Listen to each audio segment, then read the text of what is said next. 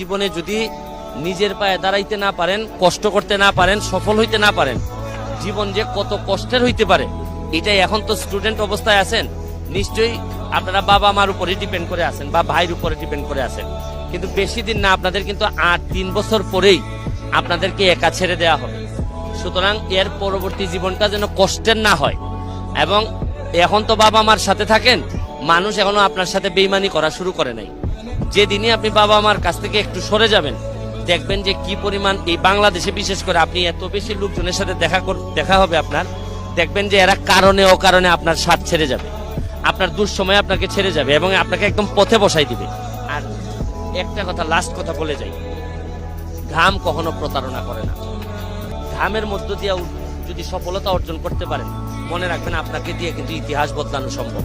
আমি জীবনে যত ঘাম ফেলছি, আমার কাছে মনে হয় যে আমার এমপি হওয়া, ব্যারিস্টার হওয়া